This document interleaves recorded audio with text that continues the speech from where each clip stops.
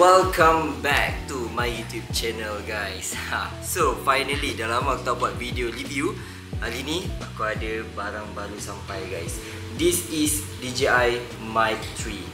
Okay, so jom kita test macam mana performance dia. Before this, aku dah pakai DJI Mic Mini and now aku dah upgrade ke DJI Mic 3.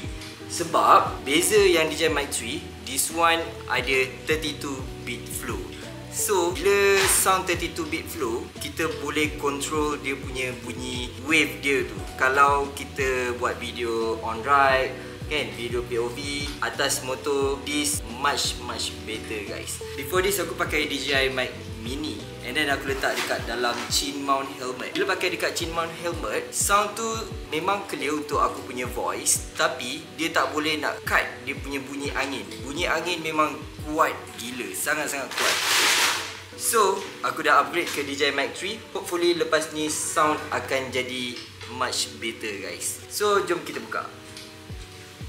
Okay, jom kita buka guys. By the way, this one aku beli dekat TikTok KL DSLR. Kalau you guys nak mic sama macam ni, you guys boleh tekan link di bawah. Aku sediakan dekat you guys. Sedap buka dia. Wow, this is crazy guys. DJI Mic 3 finally. Dah lama aku nak beli DJI ni. Sebab DJI Mic Mini aku dah jual. That's why you guys dah lama tak nampak saya buat video on board. Hal tu dah try connect dengan Cardo, tapi tak puas. Wow,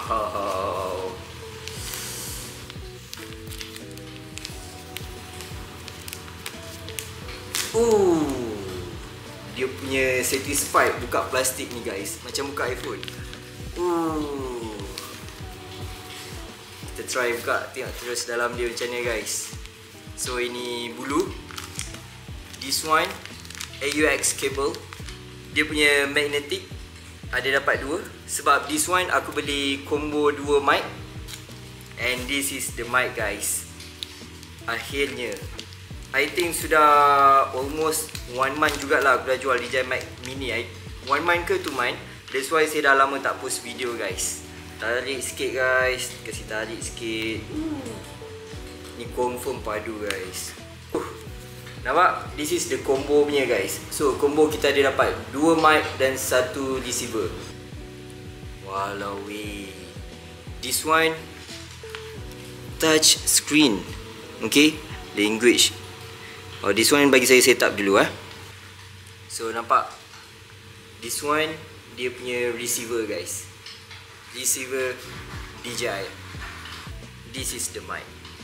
Size DJI Mic Mini, tapi ada 32-bit flow, ada internal recording.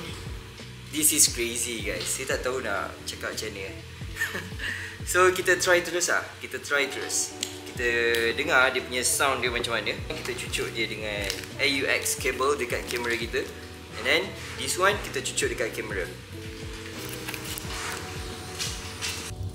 Okay guys, so sekarang ni sound daripada DJI Mic 3. You guys boleh dengar tak dia punya beza macam mana? Hopefully ada beza lah guys, sebab more than 1000 untuk mic sahaja guys. So this is the mic and dekat dalam dia, this one dia ada bagi type C sekali. So type C this one kita boleh terus direct ke kita punya receiver. So macam mana dia punya sound dia? Kita nak try lagi satu. Macam mana kalau kita nak on dia punya noise cancellation dia macam mana? Padu ke tak padu? Okay guys, so sekarang aku nak try sound macam mana kalau bunyi bising dengan mic ni guys. And this one aku dah letak gain paling rendah and aku juga letak noise cancellation yang paling tinggi. Okay, so first kita on kipas nombor 3. And lepas kita dah on kipas, kita try on kita punya jet fan pula guys. By the way, ni just stiker DJI saja . Jom kita try macam mana. Kalau you guys tahu bunyi jet fan kuat dia macam mana, tapi saya check dekat sini, dia still lagi boleh capture suara saya dengan elok guys. Okay, and then saya try bunyi bising ni kuat, serius kuat. This is crazy guys. Sebab nampak angin dia kuat, sangat-sangat kuat guys. Bunyi sangat bising.